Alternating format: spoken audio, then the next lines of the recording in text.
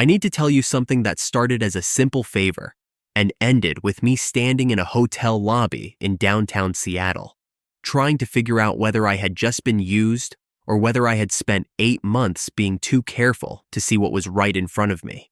Probably both. That's the honest answer. But before we get there, if you've ever done something small for someone you cared about and realized halfway through that the favor had stopped being about them and started being about you, leave a like. Because that's exactly where this is going. Her name was Claudia Voss. She had moved into the apartment across the hall from mine about 8 months before any of this happened. Third floor of a building in Seattle's Capitol Hill neighborhood. The kind of place with thin walls and a radiator that knocked every night at 11, and a landlord who responded to maintenance requests sometime between immediately and never. Claudia worked in architecture. She kept unusual hours, came home with rolled blueprints tucked under one arm more often than not, and had a habit of leaving her door slightly open when she was cooking because her smoke detector was sensitive, and she refused to stop making things that required a hot pan. I knew her the way you know a neighbor you actually like, not surface level, not just names and polite hallway nods. I knew she drank her coffee black, hated elevator music with a specific intensity she had explained to me once at length, and got quiet in a particular way when something at work was going badly. I knew her grocery schedule and which of her houseplants she cared about most. I knew she had a younger sister in Portland she called every Sunday morning, and that those calls sometimes ran long and sometimes ended with her sitting on the hallway floor outside her door for a few minutes before going back inside. I knew too much to pretend I was just a neighbor. That's the part I had been carefully not examining for about 6 months. The favor started on a Tuesday. Claudia knocked on my door at 7 in the evening, still in her work clothes, and asked if I had plans for Friday night. She had a firm event, the kind where you show up, make conversation with clients and partners, and various people who needed to be impressed, eat food you didn't choose from a menu you weren't given, and leave when the room told you it was appropriate to leave. She went every year. This year, she said, things were complicated. What kind of complicated? I asked. She looked at the middle distance for a second, the way she did when she was deciding how much to say. There's a senior partner at the firm, she said, finally. Richard Hale. He's been making things uncomfortable for the last few months. Professionally uncomfortable, she added, like she wanted to be clear about the category. I waited. She folded her arms. He's the kind of man who stops being difficult once he understands something is already claimed. I looked at her. Claudia looked back at me, steady and direct, which was always how she was about things she found embarrassing to ask. You want me to come as your boyfriend? I said. Not a question. I want you to come as someone who is clearly with me, she said. Not the same thing, technically. I thought about that distinction for about 2 seconds. Then I said yes. That was my first mistake, agreeing quickly. Not because she didn't deserve help. Because I agreed quickly enough that I skipped the part where I asked myself why it was so easy to say yes to Claudia Voss. The event was at the Fairmont Olympic, 22nd floor. The firm had taken a full ballroom and done it properly.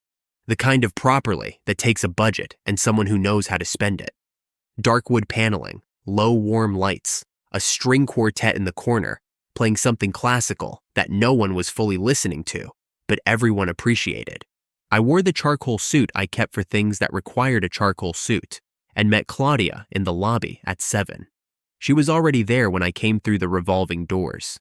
Navy dress, hair up, a thin gold bracelet on her right wrist that caught the lobby light when she moved. She looked the way she always looked when she had decided to be somewhere completely, present, composed, like she had already measured the room and knew where she stood in it. She saw me, and something in her face settled. You look good, she said. I was about to say the same to you, I said, but that seemed like something I should think about before I said it out loud. So instead, I said, You ready? She looked past me toward the elevators, as much as I need to be. We went up together. The elevator was small and mirrored, and we both looked at the floor numbers instead of each other for most of the ride. When the doors opened on 22, the sound of the party came forward to meet us. Voices, glass, music, and Claudia put her hand in mine before either of us had said a word about it. Her hand was cold, same way a person's hand gets when they're holding something difficult inside. I kept mine steady, and we walked in. The first 15 minutes were manageable. Claudia introduced me to two colleagues, a junior associate named Patrick, who shook my hand too firmly and immediately started talking about a project timeline, and a woman named Serena who worked in interiors and gave me the kind of look that meant she was filing me away for future reference. I made conversation. I said the right things. I kept my hand at the small of Claudia's back when we stood still and moved when she moved, which was what she had needed me to do. What I hadn't been prepared for was how natural it felt. That's the part that started working on me quietly, somewhere around the third round of introductions. Not the room, not the pressure, not the performance of it. The fact that standing beside Claudia and presenting as someone who was with her required almost no effort at all. I already knew how she moved through rooms. I already knew when to speak and when to stay quiet beside her. I already knew she liked water with ice and that she would hold the same glass of wine all night without finishing it because she hated the feeling of losing her edge in professional settings. None of it required acting. That should have been information. Before I tell you what happened next, I want to ask you something. Have you ever been in the middle of doing something for someone else and suddenly realized the thing you thought you were pretending was the most honest you'd felt in months? Comment below. Because that was the exact moment I was standing in when Richard Hale walked toward us from across the room. I saw him before Claudia did. Tall, silver-haired, the kind of man who wore authority like it had been tailored for him at the same place he got his suits. He moved with the specific ease of someone who had never once in his professional life been the least important person in a room and had stopped noticing that fact years ago. His eyes found Claudia from a distance. They moved to me a fraction of a second later, and something shifted in them, barely, the way a door shifts when someone on the other side adds their weight to it. Claudia felt me still slightly beside her. She turned, saw him, and her hand tightened around mine. Not urgency, steadying. "Richard," she said when he reached us. Her voice was clean and even. Claudia. His smile was practiced in a way that must have taken years to get that smooth. He looked at me. "And this must be..." She didn't let him finish the sentence. "This is Marcus," she said. "My man." 2 words. My man. Not boyfriend, not partner, not someone I brought along. My man. Said the way a person says something they mean completely, without planning to say it quite that directly. The room kept going. No one else heard it. But I heard it, and Richard heard it, and Claudia heard herself say it, and the smallest amount of color moved into her face before she got it back under control. Richard extended his hand to me. His grip was firm and deliberate.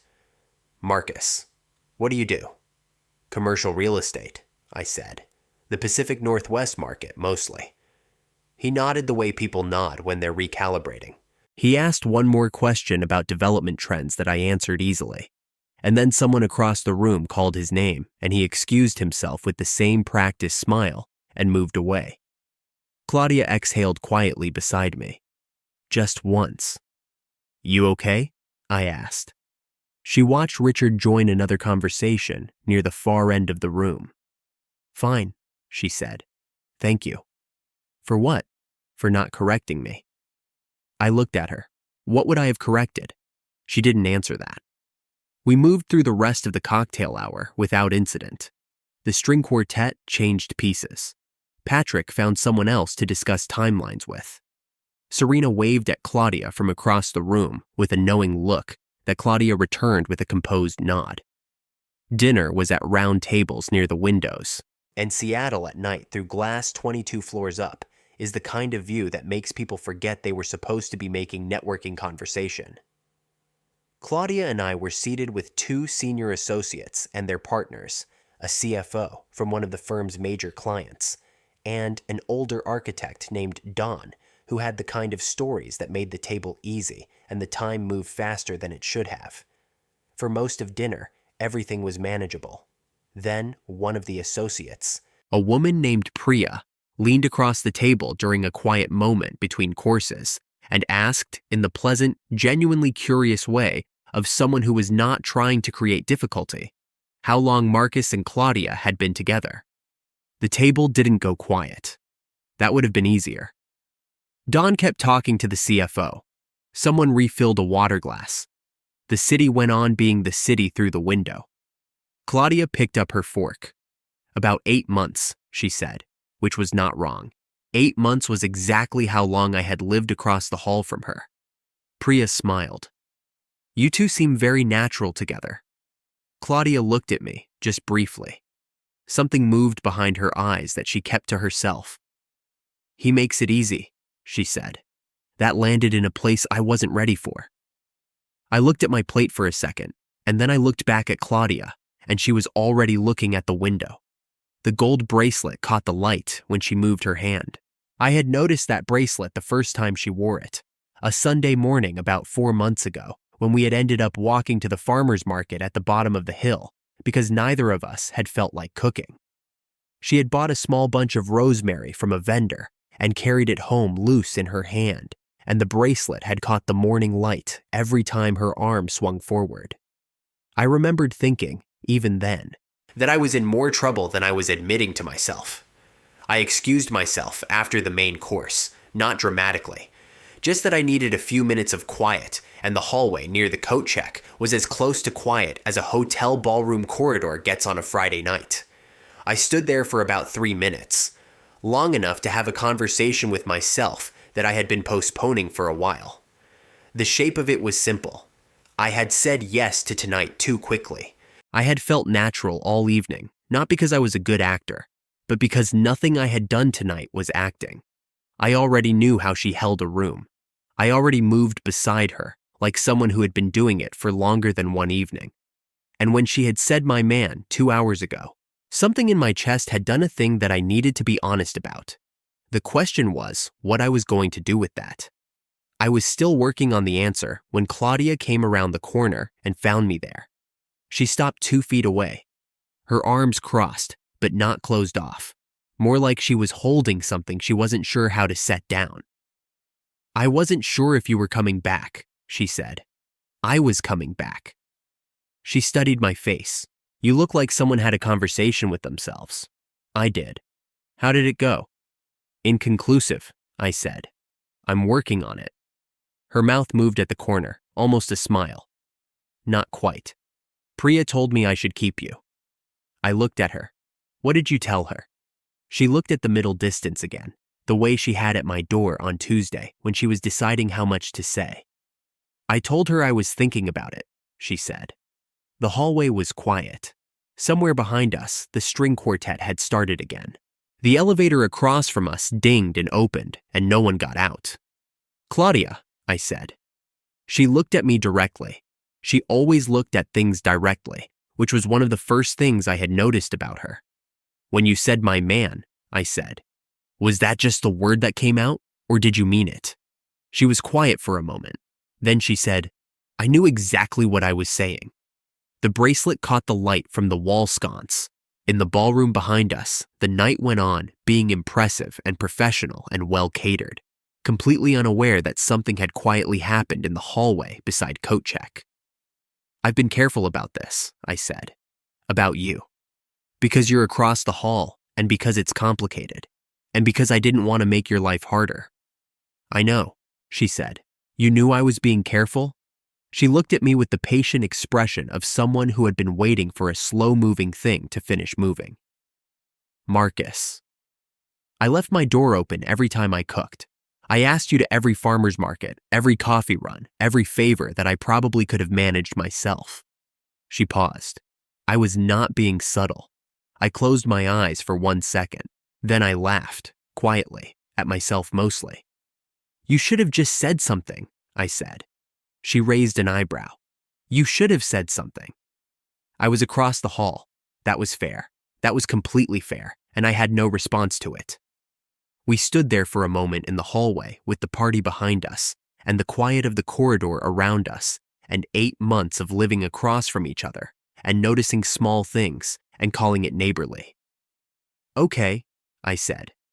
Okay, what? No more favors, I said. No more pretending I came tonight because you needed help with Richard Hale. She looked at me carefully. Did you come because I needed help with Richard Hale?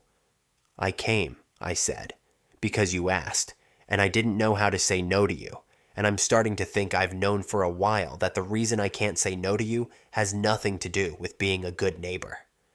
The smallest breath came out of her, not loud, just real.